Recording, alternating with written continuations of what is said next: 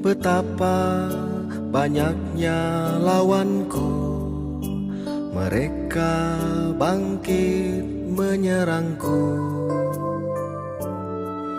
Banyak orang berkata tak ada pertolongan. Tuhan, tolonglah anakmu. Tuhan, Engkaulah perisai yang melindungi aku. Ku tak takut kepada lawanku. Engkaulah kemuliaanku yang mengangkat hidupku. Bangkitlah dan tolonglah aku.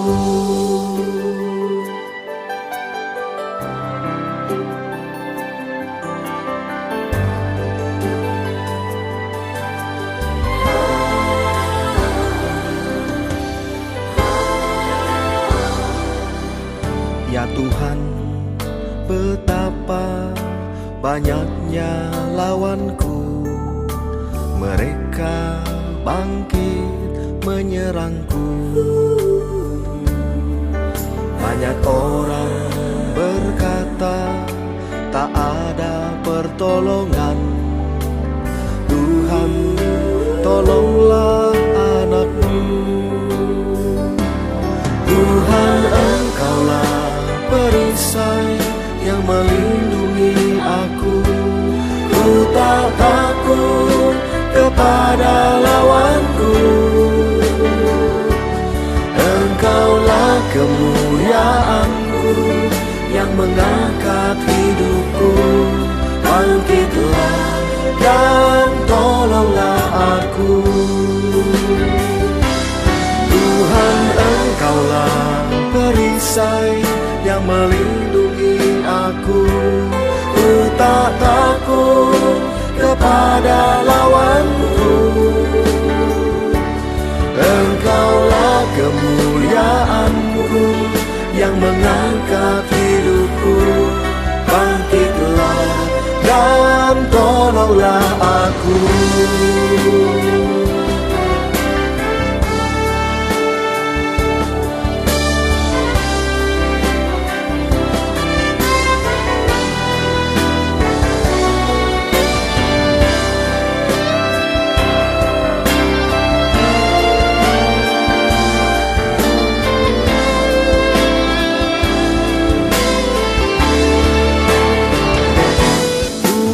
Engkaulah perisai yang melindungi aku.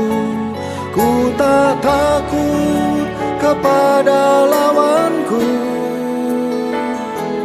Engkaulah kemuliaanku yang mengangkat hidupku. Bangkitlah dan tolonglah aku. Tuhan, Engkaulah perisai yang melindungi aku. Ku tak takut kepada lawanku. Engkaulah kemuliaanku yang mengangkat hidupku. Bangkitlah dan tolonglah aku. Bangkitlah dan tolonglah aku. Bangkitlah dan tolonglah aku.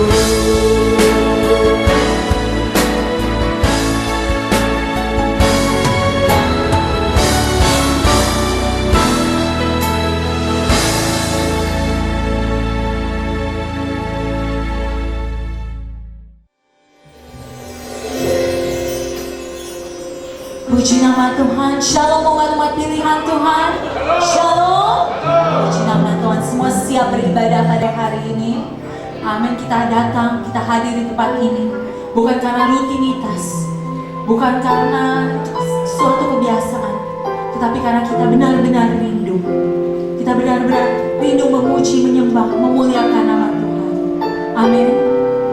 Tuhan sudah memilih setiap kita di tempat ini. Marilah kita membawa pujian yang terbaik.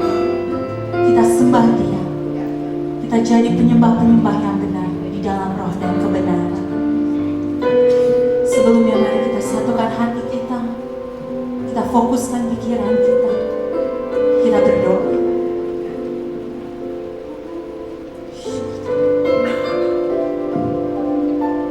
Terima kasih ya Bapa yang baik, atas hari yang baru, atas kesempatan yang baru ya Bapa. Kami boleh kembali hadir di tempat ini ya Bapa. Bukan karena ini sebuah rutinitas, tetapi karena kami benar-benar rindu. Kami haus dan lapar akan Engkau ya Bapa. Kami rindu jamahan-Mu ya Bapa. Lawat setiap kami, ubahkan setiap kami ya Bapa. Dan kami rindu menyembah satu-satunya pribadi yang layak menerima pujian dan penyembahan. Terima kasih ya Bapa. Kami buka hati kami. Biar Engkau yang beracara pada sore hari ini ya Bapa.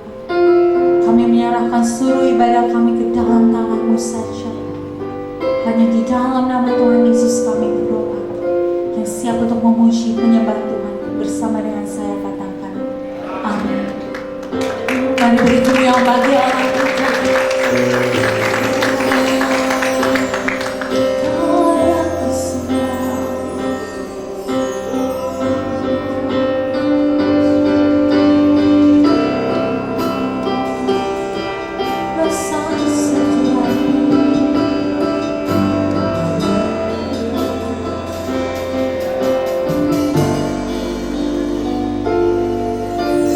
Sungguh besar setiamu,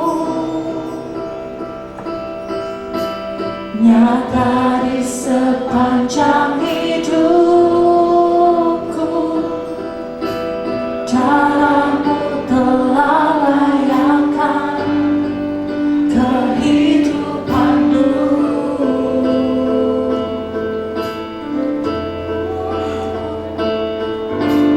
Tiada kata yang bisa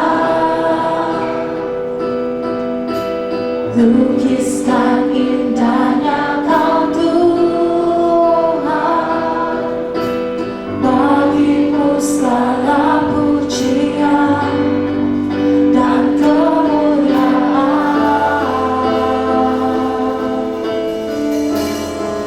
Ku tinggikan Engkau Tuhan, melebihi segalanya.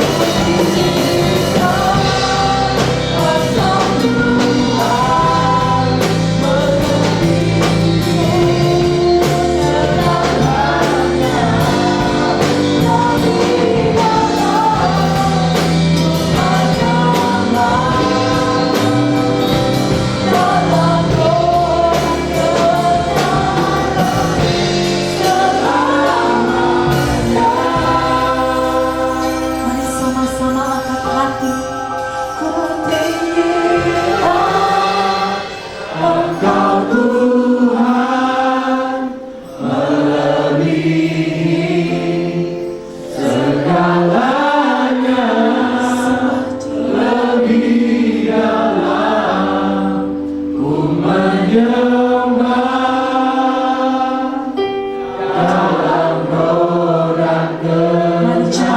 saja pujikan. Ku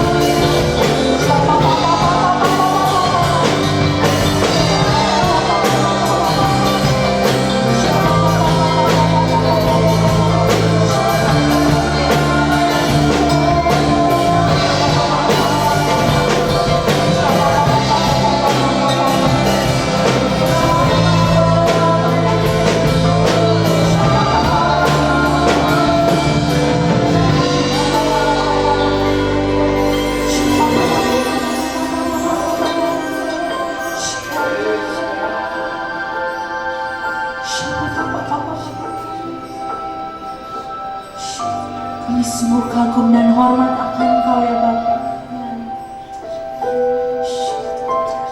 Mari sekali lagi kita naikkan pujian dengan segenap hati kita. Buka kedua tangan, angkat hati, kita sembah Raja di atas segala. Ku tinggikan Engkau Tuhan, melebihi segalanya, lebih dalam ku menyembah dalam roh dan kebenaran. Ku tinggikan Engkau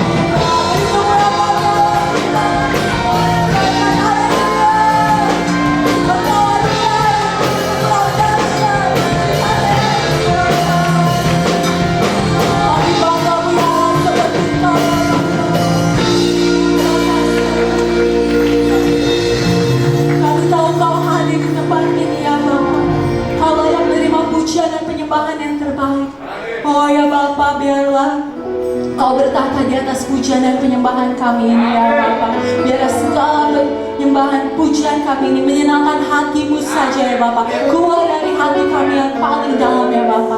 Pada sore hari ini kami siap untuk memuji, memuliakan nama Tuhan lebih lagi. Yang siap bersama dengan saya katakan, amin. Masih semangat ya. Boleh dong, beri tos kiri kananmu, katakan, tetap semangat, tetap semangat.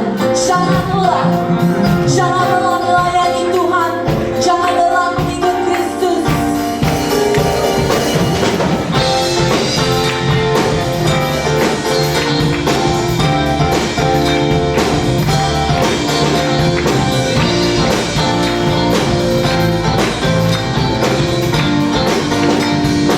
Semangat katakan, jangan lelah, bekerja di ladangnya Tuhan.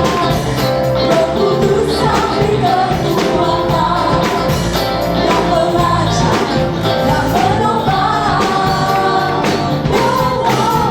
Tiada lelah, bekerja bersamamu Tuhan, yang selalu mencukupkan. Akan selamanya, mari siap-siap saudara. Rasakan tenang di dalam ombak, hiburan tenang yang menentukan. Menjadi tiang di lampu, rasakan kesayangan. Rasakan tenang di dalam ombak, hiburan tenang yang menentukan. Menjadi apa? Menjadi tiang di lampu, rasakan kesayangan. Mari saya rindu cuma Tuhan saja yang akan menaikkan pujian ini. Mari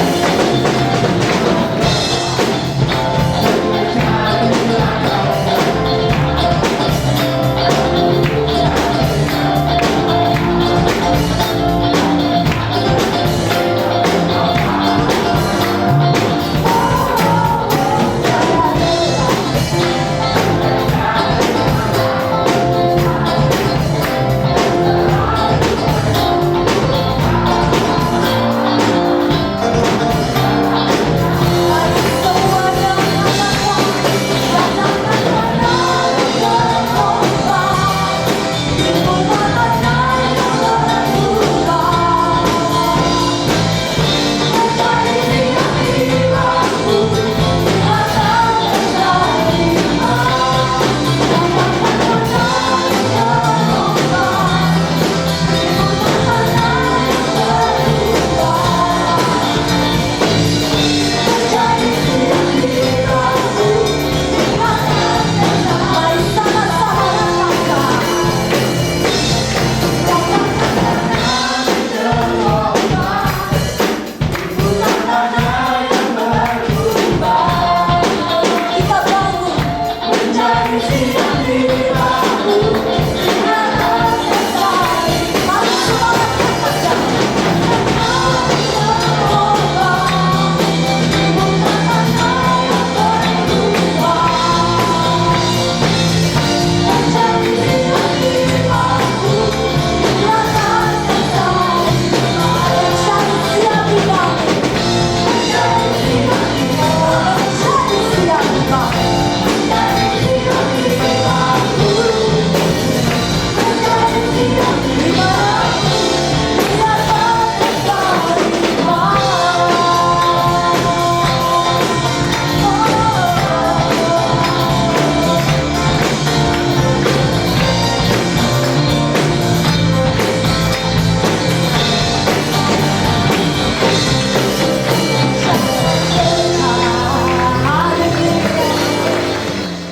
Haleluya. Kita sudah memuji dan menyembah Tuhan. Kita percaya Tuhan yang kita sembah dalam Yesus Kristus bertahta di atas puji-pujian dan penyembahan umatnya. Dan kita percaya kalau Tuhan hadir, dimanapun Tuhan hadir bersama-sama dengan kita, pasti ada sesuatu yang dahsyat boleh terjadi dalam hidup kita. Tuhan akan melepaskan urapannya yang baru, berkatnya yang baru, kuasanya bagi setiap kita. Nah, mari saudara-saudaraku dikasih oleh Tuhan, kita akan mendengarkan kebenaran firman Tuhan Tapi sebelumnya mari kita satukan hati di dalam doa. Bapa, di dalam nama Tuhan Yesus Kristus, kami ucap syukur kepadamu kalau di hari Minggu yang luar biasa ini Tuhan izinkan kami untuk kami boleh bersama-sama memuji menyembah Tuhan. Bahkan Tuhan, kami boleh merasakan hadirat Tuhan dimanapun kami berada saat ini. Kami percaya oleh Roh Kudus kami dipersatukan untuk kami dapat terus memuliakan akan nama Tuhan. Dan saat yang terbaik di minggu hari ini Tuhan, kami mau mendengarkan kebenaran firman Tuhan. Berbicaralah kepada kami semua. Urapilah hamba-Mu ini, urapi kami semua yang mendengarkan firman-Mu, agar kami sama-sama diberkati oleh firman Tuhan. Dan kami memutuskan untuk menjadi pelaku-pelaku firman Tuhan. Sehingga kami percaya hidup kami tidak akan pernah sama lagi. Hidup kami akan penuh dengan kemuliaan Tuhan. Terpujilah nama Tuhan. Di nama Tuhan Yesus Kristus kami berdoa. Haleluya. Sama-sama kita berkata, amin. Shalom kekasih-kekasih Tuhan. Kita mengucap syukur di hari Minggu yang berbahagia ini, 31 Mei 2020, kita boleh kembali mengadakan ibadah online. Yang saya percaya dimanapun kita berada, kita boleh sama-sama diberkati oleh kehadiran Tuhan. Saudara, saya juga ingin mengajak setiap saudara untuk setiap hari mengikuti fellowship yang kami adakan melalui Facebook Live Gereja Bethany Indonesia Anointing Office atau Facebook Live Andreas Kurniawan. Melalui fellowship, melalui persekutuan bersama, kita menaikkan doa, pujian, dan penyembahan kepada Tuhan. Bahkan kita juga mendapatkan makan rohani, yaitu firman Tuhan. Saya percaya kita akan tetap menjadi pribadi-pribadi yang kuat dalam mengiring Tuhan. Nah, saudara yang dikasihi oleh Tuhan, sepanjang ibadah ini, apabila saudara membutuhkan dukungan doa, jangan pernah ragu untuk menuliskan pokok-pokok doa saudara pada kolom komen yang ada di YouTube channel ini. Saya bersama dengan tim doa Gereja Bethany Indonesia Anointing Office, kami akan mendoakan setiap pokok-pokok doa yang saudara kirimkan, dan kami percaya Tuhan bangkit dan menolong kita semua. Amin. Nah, kekasih-kekasih Tuhan, ketika sedang terjadi pandemi, terjadi krisis hari-hari ini, ada banyak orang yang bertanya, Pak Pendeta, apa yang menjadi sasaran hidup kita ke depan setelah krisis, setelah pandemi ini? Nah, inilah saudara, banyak orang yang tidak tahu, atau mungkin pura-pura tidak tahu, atau memang tidak mau tahu, bahwa yang namanya hidup Kristen itu punya sasaran yang Tuhan tetapkan. Entah itu ada krisis, entah itu tidak ada krisis, tidak akan berubah. Nah, kalau ada yang belum tahu, hari ini saya mau beritahu bahwa hidup Kristen itu punya sasaran yang Tuhan tetapkan. Tapi kalau ada yang memutuskan untuk tetap tidak mau tahu atau pura-pura tidak tahu, dengar ini baik-baik. Tidak akan mengubah bahwa sasaran itu tetap akan ada. Dan kita sebagai murid-murid Tuhan Yesus, seharusnya kita menaruh fokus dan concern dengan hal ini, yaitu bagaimana supaya kita bisa mencapai sasaran yang Tuhan tetapkan bagi setiap kita. Apa itu sasaran yang Tuhan tetapkan? Roma 8 ayat 29 berkata bahwa semua orang yang dipilihnya dari semula, mereka juga ditentukannya dari semula untuk menjadi serupa dengan gambaran anaknya. Siapa itu anaknya? Yesus Kristus. Supaya ia, anaknya itu, menjadi yang sulung di antara banyak saudara. Nah, kekasih-kekasih Kristus, sebagai murid Tuhan, fokus kita, concern kita harusnya ada pada sasaran yang Tuhan tetapkan ini.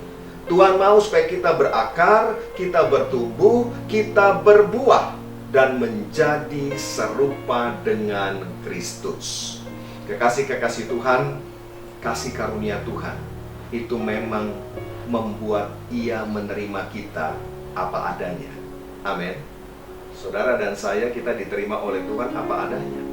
Tetapi karena ia adalah Bapa yang sangat mengasihi kita, ia adalah Bapa yang baik, Dia tidak akan membiarkan kita selama-lamanya apa adanya. Ia pasti akan mendidik kita. Ya, saya beri gambaran begini. Apabila ada seseorang yang mengadopsi seorang anak, katakanlah mungkin dari panti asuhan atau dari pinggir jalan atau dari manapun, kemudian membawanya pulang ke rumah. Mau tidak mau dia harus menerima anak itu apa adanya, bukan? Mungkin anak itu belum tahu bagaimana membersihkan diri dengan baik. Mungkin dia belum tahu bagaimana cara mandi yang benar. Bahkan mungkin tidak punya tata cara makan yang baik seperti yang ada di rumah saudara. Ya, mungkin tutur katanya pun, ya, tingkah lakunya pun sangat jauh dari apa yang ada yang menjadi standar di rumah itu. Tapi kita harus menerima apa adanya sebagai orang yang mengadopsi. Tapi setelah itu kita tidak akan membiarkan selama-lamanya apa adanya, bukan? Maka dia harus mendidik supaya anak itu masuk dalam standar yang ada di dalam rumah tangga yang baru itu.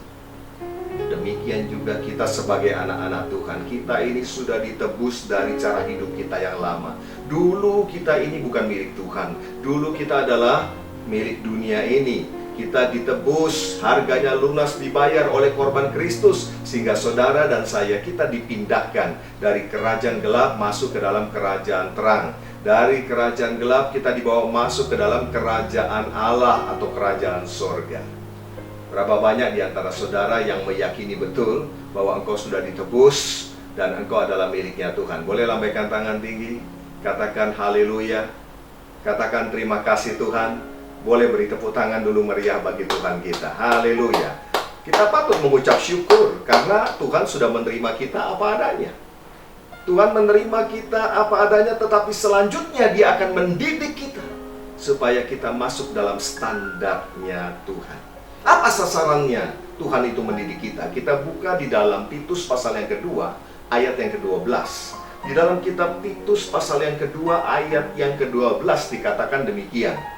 Ia mendidik kita supaya kita meninggalkan kefasikan dan keinginan-keinginan duniawi, dan supaya kita hidup bijaksana, adil, dan beribadah di dalam dunia sekarang ini.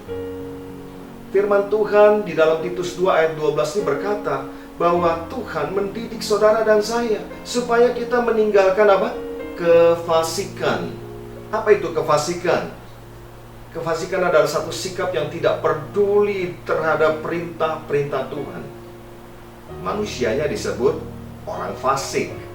Ya, jadi kalau kita bilang orang fasik itu bukan tidak mengenal akan perintah Tuhan. Orang fasik juga tahu perintah Tuhan. Mungkin hafal perintah Tuhan.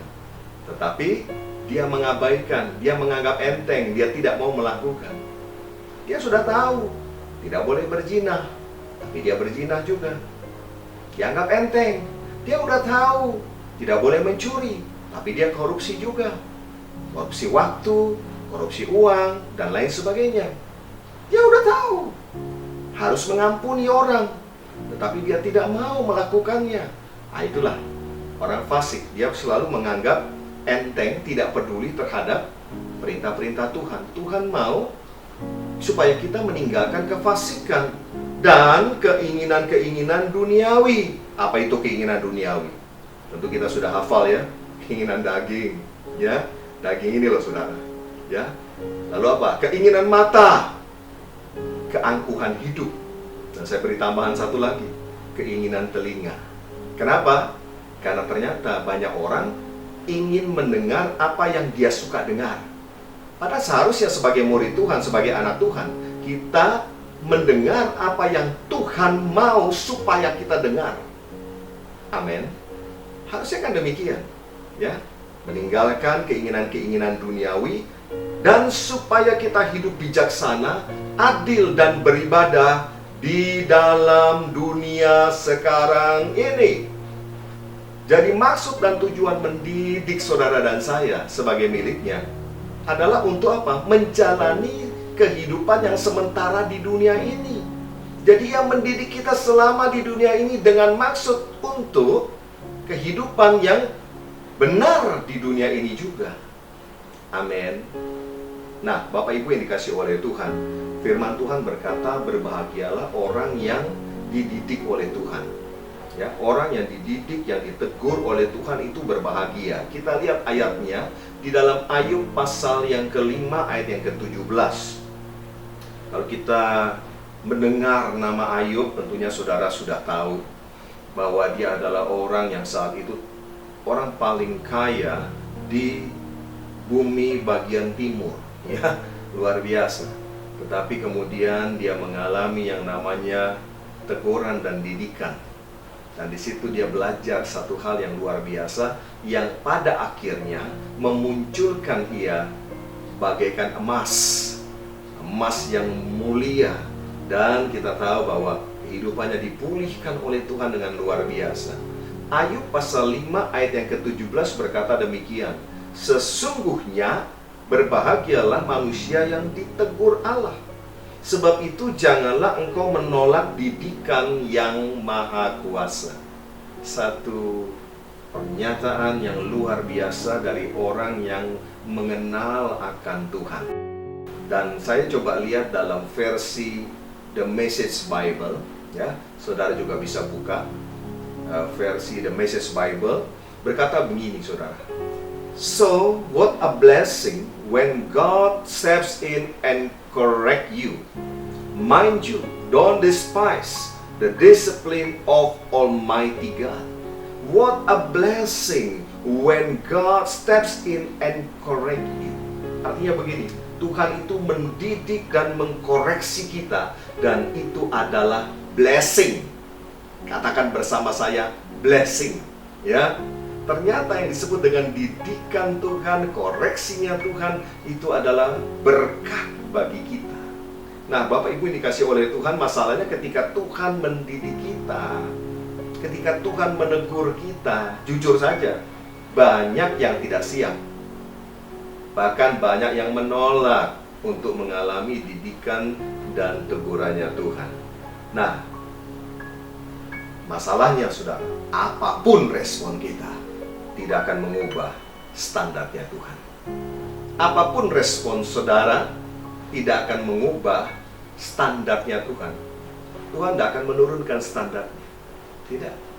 Standar kekudusannya tetap, standar kebenarannya tetap. Amin.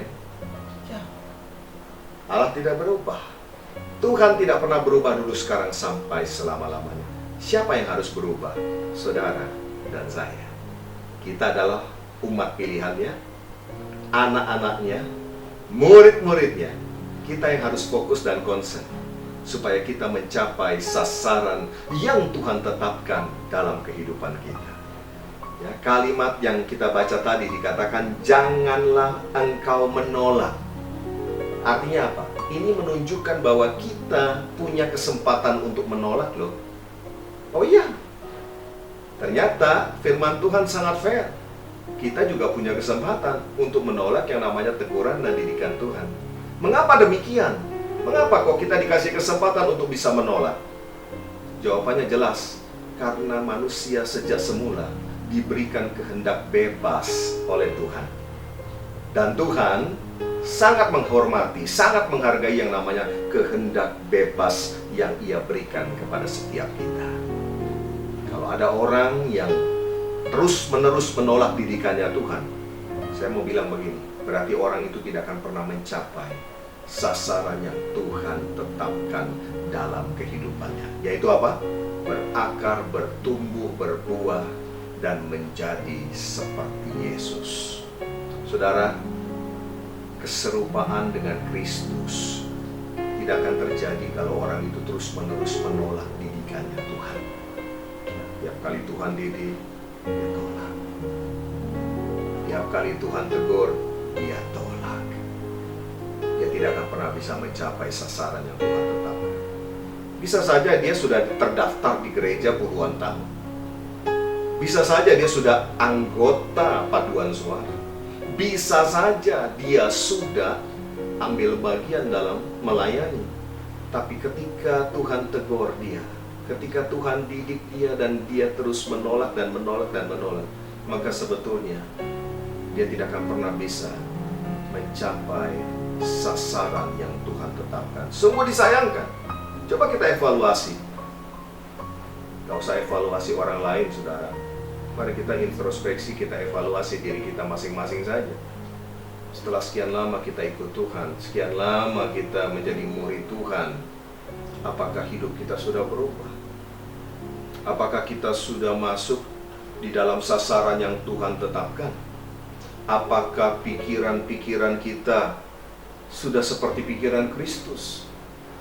Apakah perkataan, perbuatan, tingkah laku kita itu sudah menjadi hal-hal yang berkenan di hadapan Tuhan? Atau masih seperti dulu? Seperti lagu, aku masih seperti yang dulu. Saudara, kalau itu yang terjadi, maka tidak ada kata lain, kita harus mau bertobat dan berubah. Kita harus mengambil sebuah keputusan hari-hari ini. Apakah kita mau mencapai sasaran yang Tuhan tetapkan atau tidak sama sekali? Saya boleh lihat tangan-tangan yang ingin hidupnya mencapai sasaran yang Tuhan tetapkan? Boleh angkat tangan lebih tinggi lagi? Ya, lebih tinggi lagi. Engkau sedang angkat tangan kepada Tuhan, bukan kepada manusia. Yes, saudara dikasih oleh Tuhan. Mari kita buka Ibrani 12 ayat yang ke-5 sampai dengan ayat yang ke-11. Saya mengajak saudara juga membuka Alkitab saudara.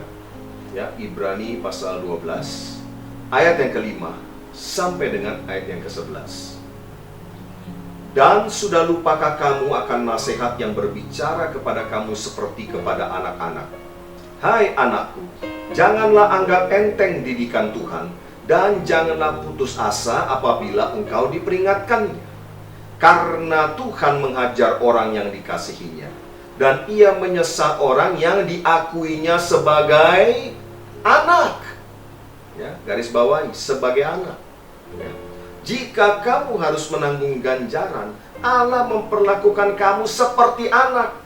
Di manakah terdapat anak yang tidak dihajar oleh ayahnya? Tetapi jikalau kamu bebas dari ganjaran yang harus diderita setiap orang, maka kamu bukanlah anak, tetapi anak-anak gampang. Ayat yang ke-9, selanjutnya, dari ayah kita yang sebenarnya kita beroleh ganjaran, dan mereka kita hormati. Kalau demikian, bukankah kita harus lebih taat kepada Bapa segala roh, supaya kita boleh hidup? Sebab mereka mendidik kita dalam waktu yang pendek, sesuai dengan apa yang mereka anggap baik. Ya, garis bawahi, anggap baik belum tentu baik. Anggap baik belum tentu benar. Ya, itu ayah duniawi kan? Ya, ayah jasmani kita, ayah duniawi kita mengajarkan seperti itu. Nah, tetapi Dia menghajar kita untuk kebaikan kita, supaya kita beroleh bagian dalam kekudusannya. Memang tiap-tiap ganjaran pada waktu ia diberikan tidak mendatangkan sukacita, tetapi duka cita. Tetapi kemudian ia menghasilkan buah kebenaran yang memberikan damai kepada mereka yang dilatih olehnya.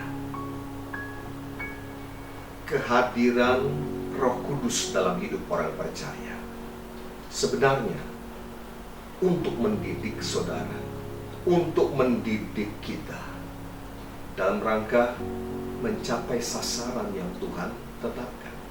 Membentuk kita. Apa yang dibentuk? Karakter kita. Saudara, ingat bahwa pada akhirnya yang Tuhan akan nilai dari kehidupan kita itu apa? Betul, karakter. Ya, bukan soal karunia. Karunia itu gift. Ya, jadi jangan kita kemudian lupa diri kalau kita dapatkan karunia-karunia dari Tuhan. Ya, karena karunia setiap saat bisa diambil karena namanya juga gift. Ya, tetapi karakter itulah yang akan kita bawa pulang pada akhirnya nanti. Karakter yang Tuhan nilai dari kehidupan kita. Bagaimana dunia ini akan melihat perbedaan antara anak-anak Tuhan dengan yang bukan anak Tuhan, antara orang benar dan orang yang tidak benar. Apa yang dilihat? Kelakuannya pasti. Apalagi karakternya. Karakternya haruslah karakter Yesus. Kita sudah sama-sama belajar di minggu-minggu yang lalu bahwa karakter Yesus itu adalah buah roh, ya. Nah, saudara coba evaluasi lagi minggu ini. Apakah benar karakter Kristus yaitu buah roh itu sudah menjadi bagian dalam kehidupan kita atau belum?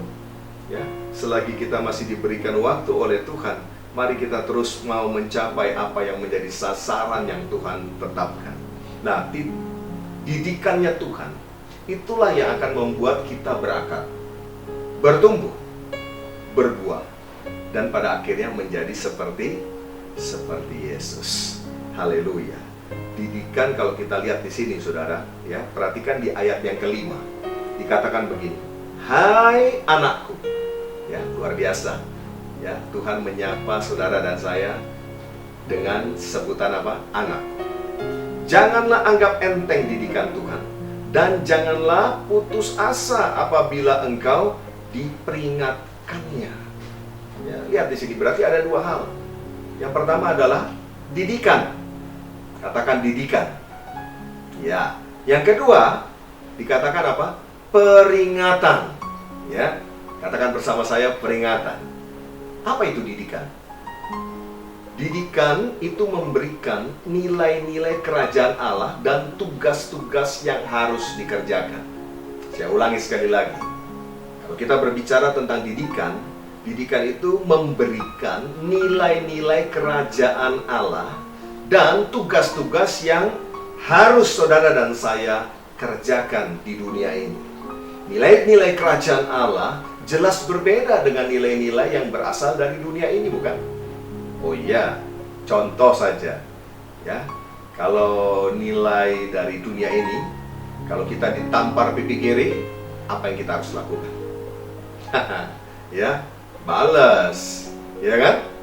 Tampar pipi kiri, kita balas kiri, kanan, depan, belakang, atas, bawah. Akan gitu, saudara. Ya.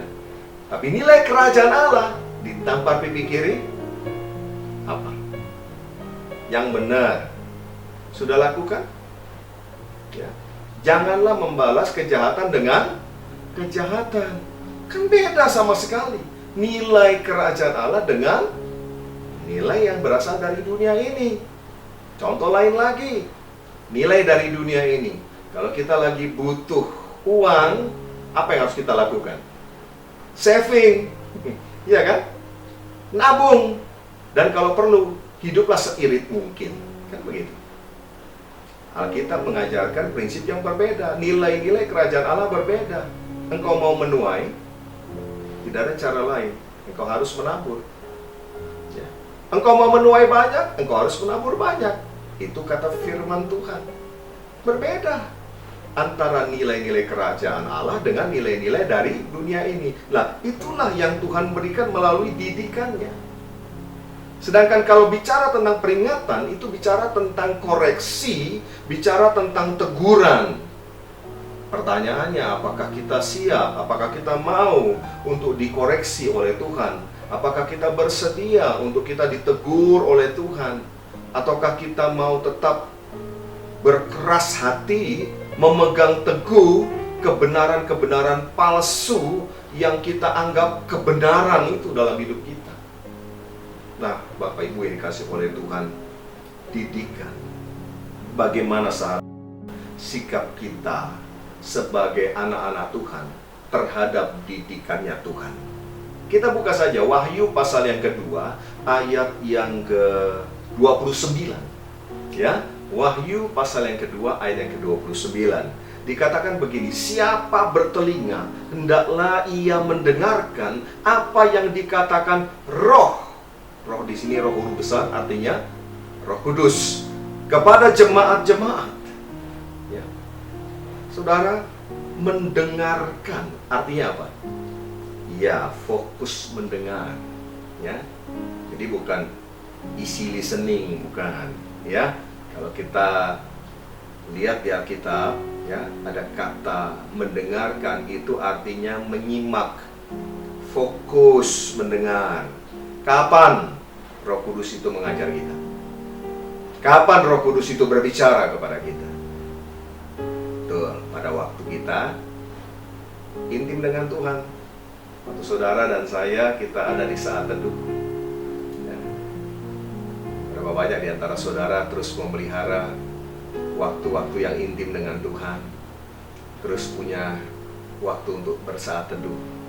Ya, kan Tuhan bicara di sana melalui saat teduh. Ya, waktu kita baca Alkitab, waktu kita merenungkan firman Tuhan, Tuhan bicara. Kapan lagi Tuhan bicara? Kapan Roh Kudus berbicara? Ketika kita mendengarkan khotbah. Saya percaya sementara saudara mendengarkan firman Tuhan, mendengarkan khotbah, Roh Kudus juga mengajar kita di dalam hati kita, di dalam jiwa kita. Dia mengajar saudara dan saya. Amin. Ya. Kapan lagi Roh Kudus itu berbicara? Ini penting sekali. Melalui sekolah kehidupan. Apa itu sekolah kehidupan? Peristiwa-peristiwa yang kita alami tiap-tiap hari dalam kehidupan ini. Bukankah tiap kali kita menghadapi peristiwa dalam hidup ini, Tuhan juga bicara sama kita? Bukankah Tuhan juga mendidik kita melalui berbagai peristiwa yang terjadi? Amin. Nah, saudara dikasih oleh Tuhan, kita harus mau menerima yang namanya didikan Tuhan. Kalau kita bertekad mau mencapai sasaran yang Tuhan tetapkan. Kalau orang benar-benar memperhatikan didikan Tuhan, kalau murid-murid Tuhan benar-benar menaruh perhatian terhadap didikan Tuhan, maka ini akan terjadi, saudara. Kita buka ayatnya Yesaya 48 ayat 17 sampai dengan ayat 18. Ini ayat luar biasa, ya. Satu janji Tuhan yang dahsyat kalau saudara benar-benar memperhatikan yang namanya didikannya Tuhan. Dikatakan begini, beginilah firman Tuhan, penebusmu yang maha kudus Allah Israel. Akulah Tuhan Allahmu yang mengajar engkau tentang apa yang memberi faedah, yang menuntun engkau di jalan yang harus kau tempuh. Ayat 18, mari baca dengan suara keras bersama-sama. Sekiranya engkau memperhatikan perintah-perintahku, maka damai sejahteramu akan seperti sungai yang tidak pernah kering, dan kebahagiaanmu akan terus berlimpah seperti gelombang-gelombang laut yang tidak pernah berhenti. Saudara pun dikasih oleh Tuhan satu janji Tuhan yang luar biasa. Kalau kita memperhatikan didikannya Tuhan, kita memperhatikan perintah-perintahnya Tuhan, maka dikatakan apa? Damai sejahtera kita akan seperti sungai yang tidak pernah kering, dan kebahagiaan akan terus berlimpah seperti gelombang-gelombang laut yang tidak pernah berhenti. Terus menerus terjadi hal yang luar biasa dalam kehidupan kita. Satu hal, tanamkan ini di hati kita. Kalau Tuhan mendidik kita, Dia sedang mengajar kepada kita nilai-nilai kerajaan Allah dan tugas-tugas yang harus kita kerjakan. Kapan? Sekarang. Di mana? Di dunia ini tentu saja. Ya. Nah, bagaimana kalau orang menolak didikan Tuhan? Kalau orang menolak didikan Tuhan, maka mau tidak mau dia akan mendapat yang namanya disiplin dari Tuhan. Ya, apa itu disiplin daripada Tuhan? Yang pertama adalah ini, saudara. Tuhan akan berdiam. Ya, mungkin orang berkata begini, itu biasa saja. Oh, tidak biasa. Kalau Tuhan sampai mendiamkan kita, itu tragedi kehidupan yang paling fatal, saudara.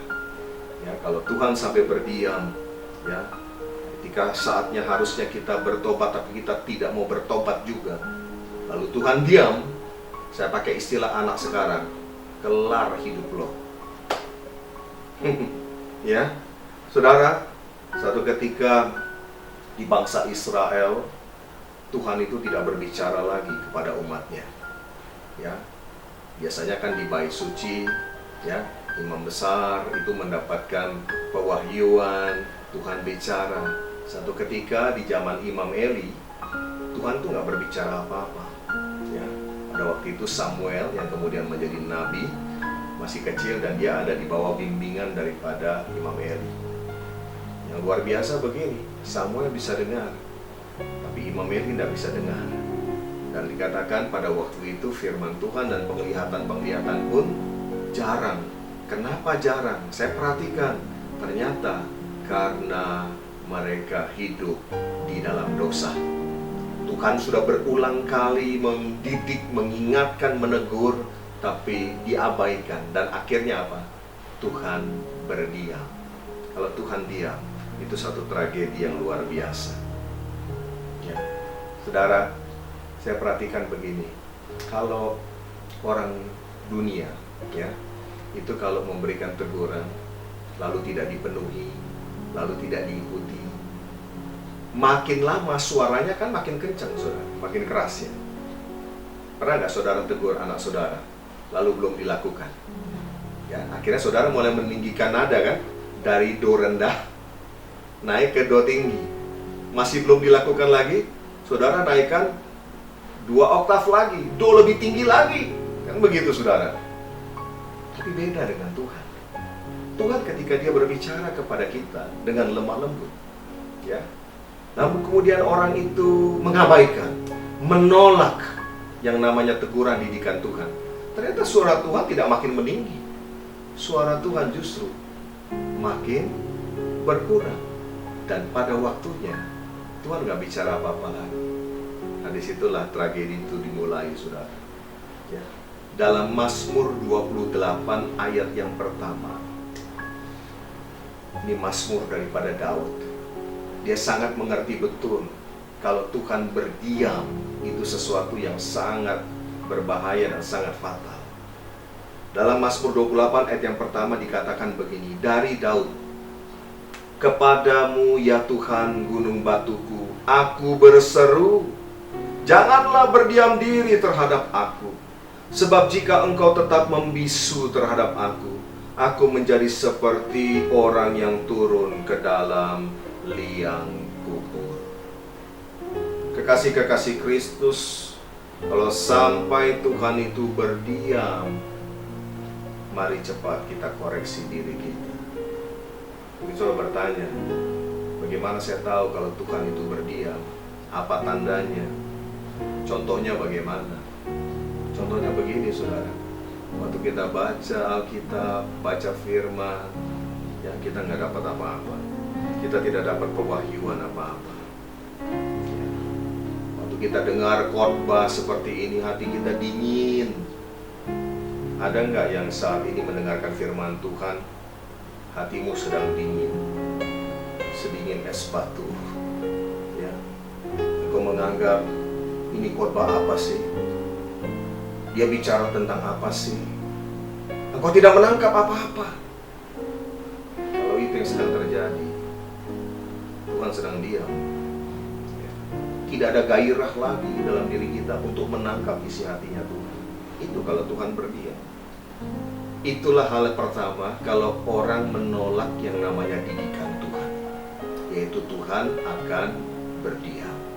Yang kedua, akibat dari orang menolak didikan Tuhan adalah mengalami konsekuensi ketidaktaatan. Saya ulangi, mengalami konsekuensi ketidaktaatan.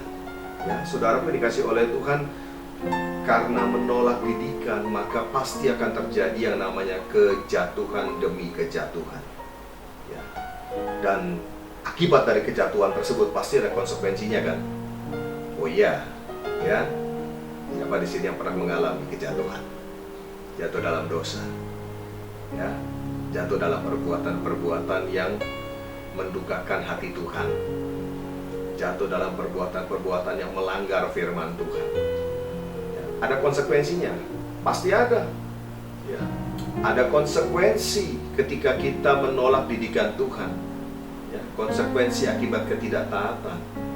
Maka itu kalau ada orang yang mengalami kejatuhan, jangan buru-buru menuduh, lalu berkata begini, ini pasti Tuhan lagi hukum saya, ini pasti Tuhan lagi benci dan Tuhan hukum saya. Anda salah besar, ya. Anda keliru kalau Anda berpikir bahwa Tuhan itu menjatuhkan hukuman. Tidak, sebetulnya itu adalah konsekuensi dari ketidaktaatan kita sendiri. Saya kasih gambaran yang sederhana begini. Saudara memiliki anak di rumah, lalu kemudian saudara berkata kepada anak itu, "Nak, jangan naik-naik ya, jangan naik-naik ke atas meja, karena meja itu tidak akan kuat. Kalau Kalau kamu naik, nanti kamu dengan meja itu bisa jatuh. Nah, kemudian saudara sebagai orang tua melakukan aktivitas, kegiatan, saudara ke dapur dan lain sebagainya. Tiba-tiba saudara dengar duprak, ya. Dan begitu saudara datangi sumber suara, saudara dapati bahwa anak saudara terjatuh dan meja itu juga jatuh menimpa dia. Saudara dikasih oleh Tuhan, saya mau tanya, apakah di sini kesalahannya kesalahan dari orang tuanya? Pasti tidak. Karena orang tuanya sendiri sudah melarang dia untuk tidak naik ke atas meja, kan begitu? Tapi kemudian dia tetap naik. Dan konsekuensi dari ketidaktaatannya adalah dia terjatuh. Bukan hanya itu, tertimpa meja pula. Ya. Jadi di sini tidak bisa bilang bahwa sang ayah, sang orang tua sedang menghukum anaknya. Tidak. Demikian juga ketika Tuhan itu memberikan didikan, lalu kita menganggap enteng, lalu akibat dari kita menganggap enteng tadi, kita mengalami kejatuhan. Itu adalah konsekuensi ketidaktaatan kita. Masalahnya, saudara yang dikasih oleh Tuhan, ada orang-orang yang sadar betul dia sudah melanggar akan firman Tuhan, tapi dia berkata begini, enggak tuh, Tuhan enggak marah. Buktinya Tuhan masih pelihara saya sampai hari ini. Buktinya Tuhan masih menyediakan, Tuhan masih memberkati saya. Saudara, tolong dibedakan antara kesetiaan Tuhan dalam memelihara kita dengan perkenanannya Tuhan. Itu dua hal yang berbeda. Orang Israel 40 tahun dididik oleh Tuhan. Oh, mereka berontaknya luar biasa kepada Tuhan. Mereka ingin kembali terus ke Mesir. Mereka bersungut-sungut. Tapi apa Tuhan kemudian tidak memelihara mereka? Tidak, Tuhan tetap memelihara. Tiap pagi Tuhan turunkan mana, yaitu roti sorga. Tiap hari Tuhan beri mereka makan dan minum. Bukti kesetiaan Tuhan. Bukti Dia Allah yang setia. Bukti bahwa Dia menyertai dan Dia memelihara. Tapi apakah umat itu berkenan di hadapan Tuhan? Tidak, bukan? Buktinya mereka tidak masuk ke tanah yang dijanjikan Tuhan. Justru yang masuk adalah generasi yang lahir di padang gurun. Mereka yang masuk, tentu saja bersama dengan Yosua dan Kaleb, ya, dua tokoh yang luar biasa itu, ya. Jadi tolong dibedakan antara pemeliharaan Tuhan, karena kita ini adalah umatnya, dan perkenanannya Tuhan. Jadi kalau hari ini saudara meskipun menolak didikan Tuhan, meskipun mengalami kejatuhan, tapi masih tetap mengalami pemeliharaan Tuhan, ya, tetap mengucap syukurlah untuk itu. Tapi ayo bertobat, sebab jangan hanya sampai di situ. Yang Tuhan mau adalah kita menjadi pribadi-pribadi yang berkenan di hadapan Tuhan, yang mencapai sasaran yang Tuhan tetapkan bagi saudara dan saya. Tujuan Tuhan mendisiplin umatnya hanya satu, yaitu pertobatan umatnya. Apa arti bertobat? Berbalik 180 derajat. Berbalik dari hal yang jahat, berbalik dari hal yang salah kepada hal yang benar, hal yang menyenangkan hati Tuhan, hal yang sesuai dengan firman Tuhan. Pertobatan, ya. Dan saat kita mendapatkan didikan Tuhan, teguran Tuhan, kalau kita masih terus mengabaikan dan mengabaikan, saudaraku dikasih oleh Tuhan, pada akhirnya kita akan didiamkan. Kita menjadi seperti anak-anak gampang. Dan konsekuensinya sudah jelas, bukan? Nah, hari ini saya mau mengajak saudara sekalian untuk mengucap syukur kepada Tuhan. Kalau Tuhan itu masih terus berbicara di hati kita. Ketika kita salah pun Tuhan masih bicara kepada kita. Tuhan mendidik kita, Tuhan menegur kita. Itu dalam rangka untuk membentuk saudara dan saya mengalami yang namanya keserupaan dengan Kristus. Jangan lagi abaikan. Minggu hari ini, minggu yang berbahagia ini tidak kebetulan kalau kita boleh mendengarkan firman Tuhan ini. Saya percaya Tuhan sedang berurusan secara pribadi dengan kita masing-masing. Tuhan mau supaya kita terus fokus, kita concern dengan sasaran yang Tuhan tetapkan. Saudara dikasihi oleh Tuhan, sebelum saya mengakhiri khotbah hari ini, izinkan saya bertanya, apakah saudara mau untuk dididik, untuk terus diingatkan oleh Tuhan? Dan yang kedua, adakah didikan Tuhan, teguran Tuhan yang masih saudara abaikan sampai hari ini? Adakah prinsip-prinsip kebenaran, nilai-nilai kerajaan Allah yang masih kita abaikan, bahkan kita tolak sampai hari ini? Keputusan kita untuk mau dididik dan ditegur oleh Tuhan, itulah yang akan menentukan apakah kita akan mencapai sasaran yang Tuhan tetapkan atau tidak. Mencapai atau melenceng? Cek. Mari kita satukan hati di dalam doa. Berapa banyak di antara saudara yang mau meresponi firman Tuhan pada hari ini? Dan kau berkata, Tuhan, aku milikmu, aku anakmu, aku umat kepunyaanmu. Aku mau dididik, aku mau ditegur, sehingga pada akhirnya aku boleh mencapai sasaran yang Tuhan tetapkan, yaitu berakar, bertumbuh, berbuah, dan menjadi serupa dengan Yesus. Kalau saudara memutuskan demikian, mari angkat kedua tanganmu di hadapan Tuhan. Bapa, Engkau melihat tangan-tangan kami yang terangkat di hadapan-Mu. Kami sadar sepenuhnya bahwa kami adalah miliknya Tuhan. Hidup kami bukan milik kami lagi, tetapi miliknya Kristus. Dan Roh Kudus ada di dalam kami, mendidik kami, menegur kami. Karena itu Tuhan, hari ini kami memutuskan untuk menjadi pribadi-pribadi yang senantiasa mau dididik dan ditegur oleh Tuhan, agar pada akhirnya kami boleh mencapai sasaran yang Tuhan tetapkan dalam hidup kami, yaitu berakar, bertumbuh, berbuah, dan menjadi seperti Yesus. Tuhan, ampunilah kami apabila di waktu-waktu yang lalu seringkali kami mengabaikan, menolak akan didikan dan teguran daripada Tuhan. Tapi hari ini kami mendengar firman-Mu, kami tahu Engkau adalah Bapa yang sangat baik. Engkau sudah menerima kami apa adanya oleh karena kasih karunia-Mu. Tetapi Engkau juga akan mendidik kami, Tuhan, untuk kami masuk dalam nilai-nilai kerajaan-Mu, nilai-nilai kerajaan Allah, standar daripada kerajaan Allah. Tuhan, ini kami, pegang tangan kami, jangan pernah lepaskan kami. Dan biarlah tiap-tiap hari Engkau berbicara kepada kami umat-Mu, pribadi lepas pribadi. Engkau yang mengajar kebenaran itu, Tuhan. Dan biar hati kami boleh, Tuhan, terbuka oleh setiap teguran firman Tuhan. Dan pada akhirnya kami mau menjadi pelaku-pelaku firman-Mu, Tuhan. Kami percaya kalau kami melakukan kebenaran firman-Mu, maka hidup kami pasti penuh dengan kemuliaan Tuhan. Apabila ada di antara anak-anak-Mu yang mengalami kejatuhan akibat konsekuensi tidak mau didisiplin, konsekuensi tidak mau mendengar didikan daripada Tuhan, hari ini Tuhan, pulihkanlah keadaan mereka. Hamba-Mu berdoa bagi setiap anak-anak-Mu yang mengalami kejatuhan hari-hari terakhir ini, Tuhan.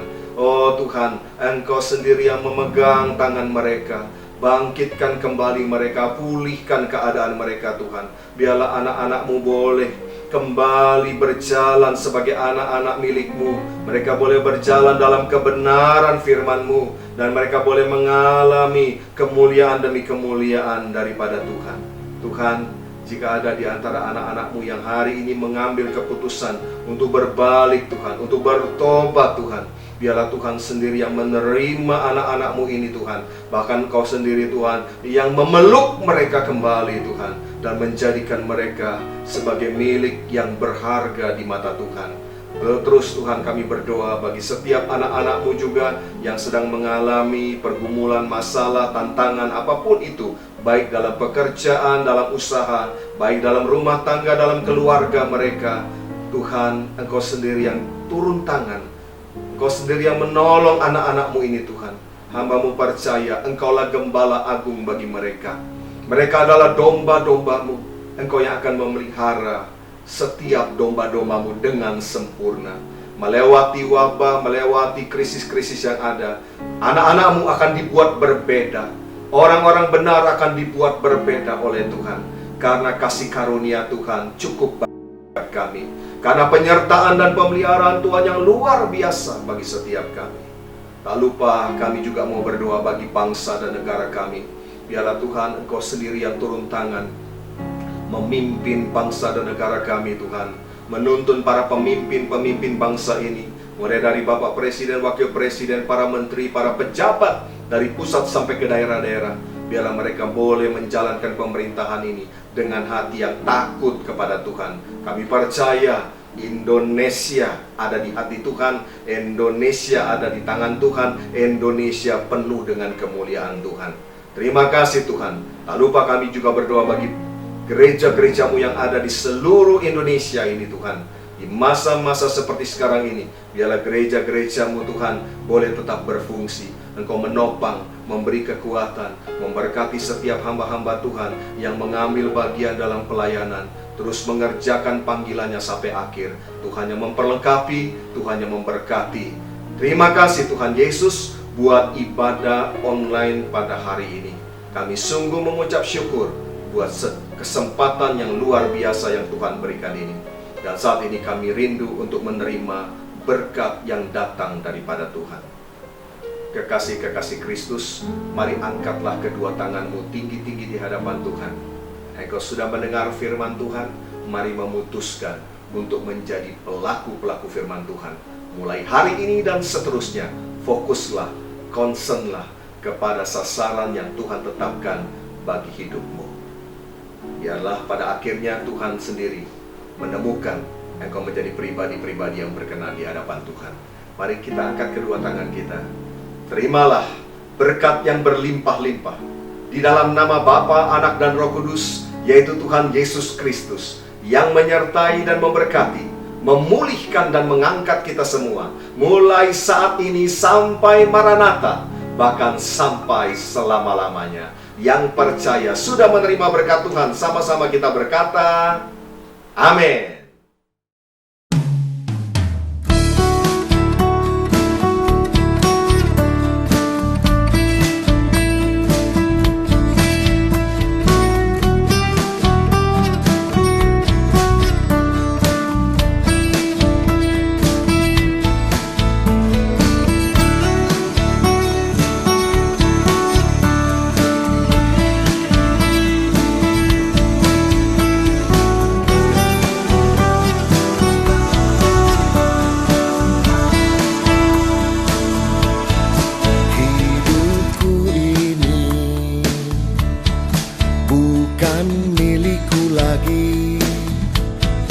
Melainkan Kristus yang diam di dalamku.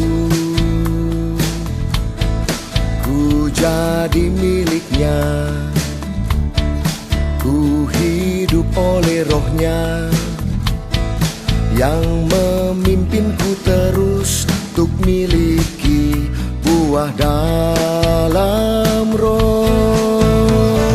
Kasih, sukacita, damai sejahtera, kesabaran, kemurahan, kebaikan, kesetiaan, kelemah lembutan, penguasaan diri.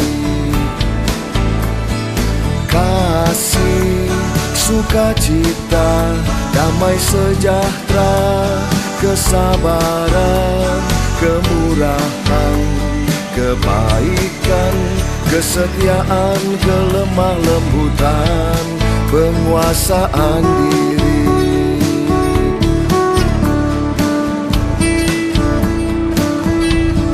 Hidupku ini bukan milikku lagi, melainkan Kristus yang diam di dalamku. Ku jadi miliknya, ku hidup oleh Roh-Nya yang memimpinku terus untuk miliki buah dalam Roh. Kasih, sukacita, damai sejahtera, kesabaran, kemurahan, kebaikan, kesetiaan, kelemah lembutan, penguasaan diri, kasih, sukacita, damai sejahtera, kesabaran, kemurahan, kebaikan, kesetiaan, kelemah lembutan, penguasaan diri.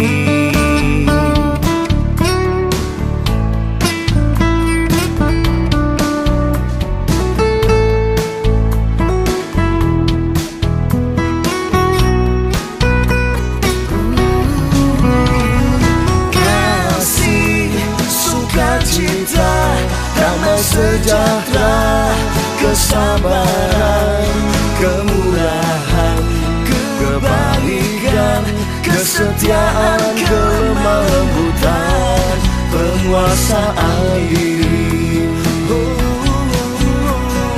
Kasih, sukacita, damai sejahtera, kesabaran, kemurahan, kebaikan, kesetiaan, kelemah lembutan, penguasaan diri.